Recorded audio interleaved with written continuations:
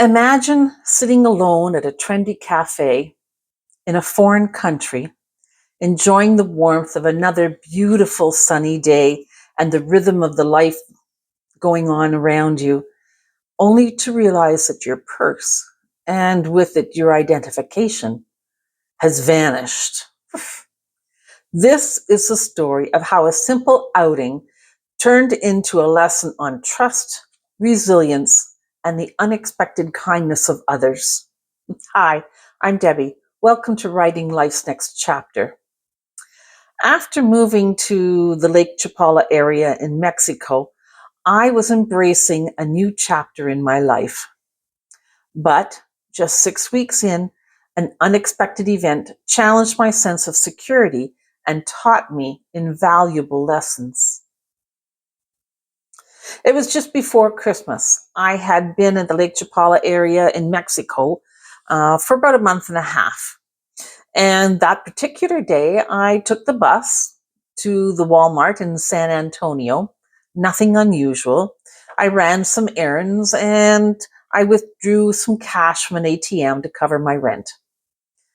After finishing, I decided to relax at a nearby coffee shop, enjoying an icy drink on their outdoor patio.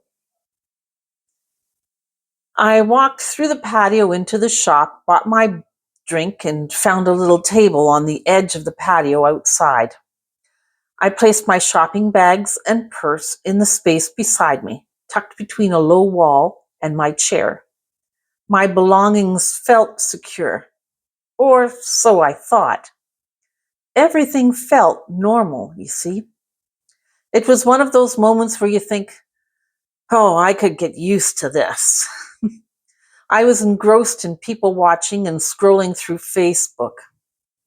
I was oblivious to my surroundings. I finished my drink and reached for my purse and nothing. At first, I thought I was going a little bit crazy. I got up, I looked under the chair, I looked under the table, I looked through the bags, and there was nothing there. Then I even did a quick scan of the people that, not very many people there, but of the people that were sitting on the patio. And then came the sinking realization. Someone had swiped my purse while I was sitting right there. I hadn't even felt a breeze. Panic set in. I walked into the shop, still searching. A sharp-eyed young employee approached me and she said, "Are you missing a pink purse?" Huh. Yes, I said. Turns out she had seen a man speed walking through the cafe, which was a shortcut to the parking lot, and he was carrying a pink purse. Demonstrating remarkable presence of mind and courage, she used her phone to take a picture of him carrying the purse. She also went outside and noticed his car's color, the make, and the license plate. And then she saw that he had an accomplice. I recognized her by description immediately. She was dyed blonde, frizzy hair, and sporting an unflattering, rust-colored velour tracksuit. I remembered noting it when I walked through the patio into the store. I saw them sitting around just around the corner from where I ended up sitting.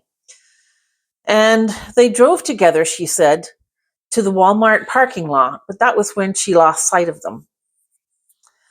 I could have hugged her because, you see, in Canada, that would give me enough information for the local police, the local small town police, and they could easily work with that and make an arrest.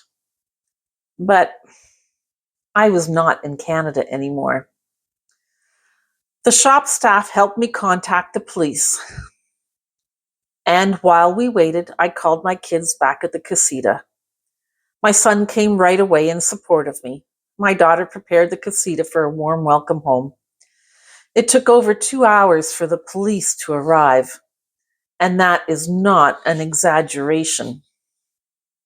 In the meantime, I called my bank and canceled my debit card. My credit card, luckily, was safely tucked away back at the casita. I recounted my story to my son, And when the police finally came, the employee and I recounted our stories. The police took notes. Eventually, we were told that I had to go to the police station to file a formal report. My son and I got directions to the San Antonio station and left on foot, walking for 30 minutes to reach it in the heat. Well, we were then informed at the station that that particular station did not handle such incidents. Instead, the station that we were at handled traffic reports. The station we needed was in Chapala. We were still somewhat unfamiliar with the area around the lake, and we didn't know how far it was, but my son and I set out. At this point in time, it was past noon, and it was hot. We had no water. I was dehydrated, sweaty, and frankly, not my most charming self. We walked for more than 2 hours. We found the street that the station was on. We had no buses that traveled to our destination. We must have walked past that station 5 times while we were searching for it. You see, in Mexico, numbers on the buildings don't follow logical sequence.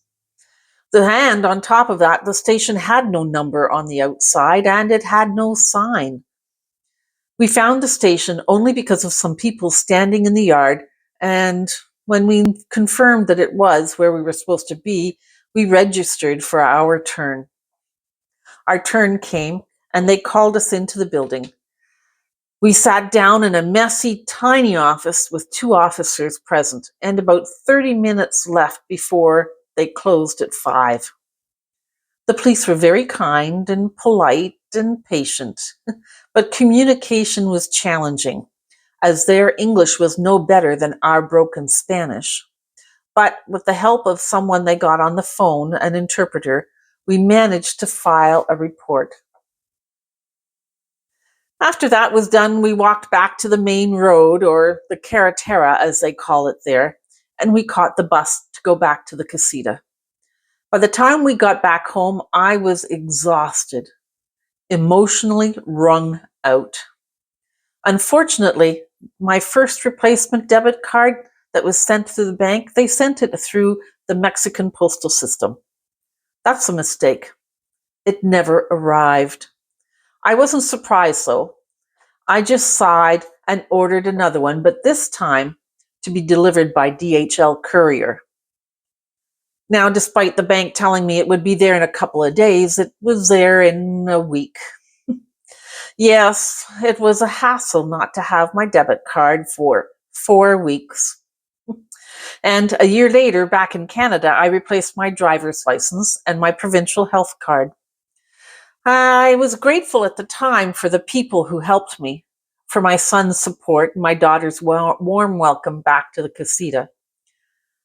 I never heard back from the police, despite all the details that they had. This experience taught me that even in moments of vulnerability, kindness can shine through. But my journey was not over yet. In the next video, I'll share what happened when I tried to replace my stolen passport during a global pandemic. Stay tuned.